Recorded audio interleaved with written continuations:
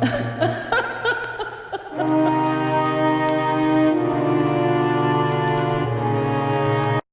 today that this is the most relaxed I've been in the course of many inaugurations I've watched, because I'm not responsible for it. But I can tell you that when I was in the government, I had white knuckles because of the nature of the threats.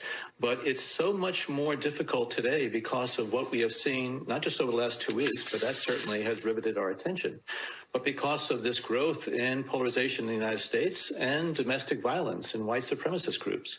So I know looking forward that the members of the Biden team who have been nominated or have been appointed are now moving in laser-like fashion to try to uncover as much as they can about what looks very similar to insurgency movements that we've seen overseas, where they germinate in different parts of the country and they gain strength, and it brings together an unholy alliance frequently of religious extremists, authoritarians, fascists, bigots, racists, nativists, even libertarians.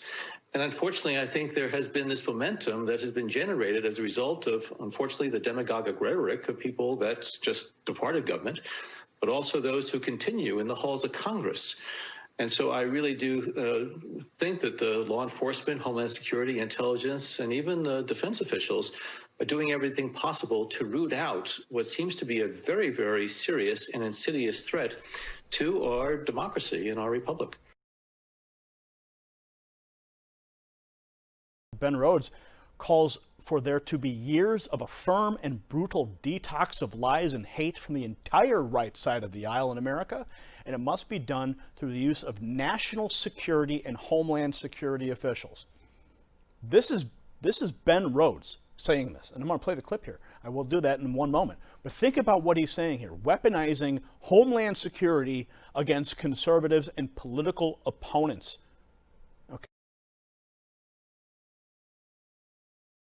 Okay, let's take a look at what he has to say here. I'll play the clip for you right now. I think the other issue on Homeland Security, as John pointed out, yes, there's a security issue. How do you identify armed militias who are intent on doing harm? But there's a broader societal issue that is going to take many years to detox the disinformation, the lies, the hate that has been spread. A whole segment of the American population has been radicalized by what has happened over the last 4 years and by the fact that Donald Trump is no longer there. They can no longer see Donald Trump kind of representing their grievances in the highest office. And so those grievances are going to go back underground. And I think there's a lot of work to be done to deal with the broader societal issues that go beyond what even national security, homeland security professionals could do.